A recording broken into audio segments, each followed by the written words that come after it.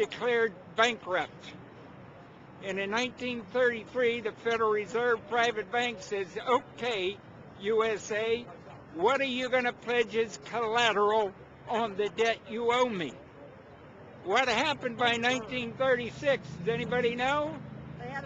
We instituted Social Security system, and you and I and our children and our children's children were pledged as collateral on the debt of our government to the Federal Reserve. And that's where we're at today. It took 20 years to make this country bankrupt, and since then, our government has operated under emergency powers of our government. It is not the president that makes the decision in this country.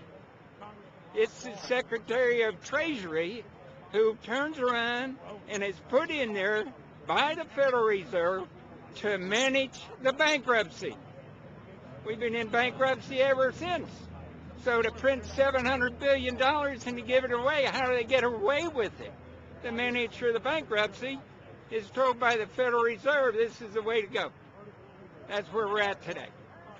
Yes, we should point out, Congressman Ron Paul now has a huge amount of sponsors for a bill in the House of Representatives to abolish the private Federal Reserve crime syndicate. In 1913, the money power of the country was taken away from the people by constitutional privilege. It belongs with the Congress, but it was given up in the Federal Reserve Act. The Federal Reserve is no more federal than Federal Express, but yet it has the power to determine the direction of use of money in our economy. If we could take that power back and put the Federal Reserve under Treasury, we start to be in a position of being able to control monetary policy on behalf of the United States people. The Federal Reserve is totally private, and Alan Greenspan 2 weeks ago on PBS on Lair News Hour said on record that they are above the law, the Congress, the President, everyone. No court can do anything. We run America. What is the proper relationship, what should be the proper relationship between a chairman of the Fed and a president of the United States? Well, first of all, the Federal Reserve is an independent agency, and that means basically that there is no other agency of government which can overrule actions that we take. So long as that is in place and there is no evidence that the administration or the Congress or anybody else is requesting that we do things other than what we think is the appropriate thing, then what the relationships are don't frankly matter. Notice what Greenspan is saying. Greenspan is saying the Federal Reserve is beyond the law. And in reality, they are, in practice, beyond the law. Nobody, as far as I know, has ever audited the Federal Reserve. One of the first things we ought to do when we nationalize the Fed is go in there and find out the audit. Who stole money? Who engaged in corruption? There's a whole series of people going back to Volcker, to Greenspan, to Bernanke, and so forth. Think of the arrogance of private group of banks that have bankrupted the nation by design so they can repo the country. A private group of banks that loaned us our own money back are telling us they're above the law. You are not above the law, criminals. No one is above the law. No one is above the law, and the private Federal Reserve sure as hell isn't either. Since the founding of the Federal Reserve back under Woodrow Wilson, the Federal Reserve has struck out 3 times. They didn't stop the crash in 1929. They didn't stop the banking panic of 1932, 1933. And now they are the cause of the derivatives crisis because they're the ones who inflicted derivatives on the world with Alan Greenspan. Instead of our economy being about goods and services and real products and manufacturing, it's all about these guys, the private Federal Reserve that masquerades as a government entity who controls the issuance of currency and credit. They're the ones that have cut off the liquidity in the market. They told us to have a debt-based economy. Then they cut it off once they get us under their thumb and implode the economy so they can consolidate it. And that's what they're doing right now. I mean, it's in their own documents. It's in their own statements. They claim, give us unlimited power, give us trillions of dollars of the banker bailout bill that's already $5 trillion, not $850 billion as they say. and we'll get the economy going. But they're hoarding the money and buying up other banks that aren't part of the Federal Reserve, buying up insurance companies, buying up roads, infrastructures, media empires, defense contractors. What the banks do is they implode an economy by cutting off credit, and then once things really fall to a low, and they know the low because then they buy everything up and start then putting more money back into the economy, and then they build it back up. So they build us up and then shear us, build us up and shear us. And they're getting ready. All over the world, they're always shearing some country and floating it. Comes out in their own IMF and World Bank documents. That's just a foreign arm of the same cartel.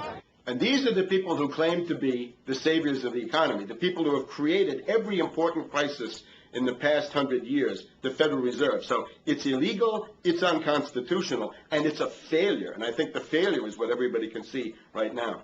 Yeah, what they do is they make you think Clinton's evil in running things. Then, oh, Bush will save us. And then, oh, Bush was evil. Now we'll be saved by Barack Obama, but he's just a puppet. But as we get deeper into this phase, when they implode the economy, they have all the money and all the control. But they also like to pose as the savior.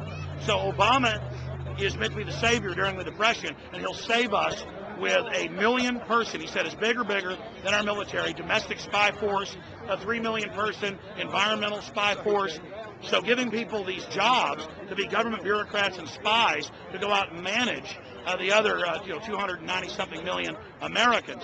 And so this is classical fascism. The communists also do it. Any vertically integrated command and control authoritarian system does this. So they're openly following what the same group of banks did in Germany, Russia. It's in the Communist Manifesto to have a private central bank, because the private central bankers actually wrote the ideas that they had Marx and Engels put out. People go, well, why would the banks want communism? It doesn't exist. They rape us, they consolidate us, they put us into work brigades, they make us slaves, and they say it's a people's paradise. Look at it, boy, you're really doing good. And then they transfer all the wealth of the nation offshore. The globalists are outside all the nations. That gives them safety, and they play countries off against each other. And so that's what we're facing and dealing with. And so they're bringing in classical, hardcore tyranny in the U.S., but we have the internet. We've grown our numbers. The alternative media's exploded. That's what they're trying to move in, to shut down and regulate and tax the web. But it's too late for them. They're playing in the 19th century, 20th century rules. It's 21st century, the century of resistance to tyranny. And so it's going to be one hell of a fight with the people and free humanity on one side and the New World Order on the other. And every one of you out there counts, needs to be involved in this fight like nothing you've been involved with before, because this is life and death. Everything depends on exposing these people. Everything depends on showing the people that this is the New World Order, this is the criminals.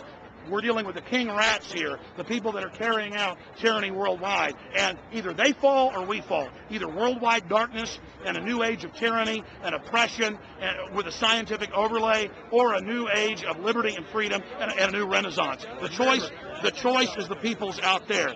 Okay, we can tell you what's going on. You can check it out for yourself and find out it's true. But don't wait. Investigate now. Get involved now. Go out there and reach out now. We don't have time.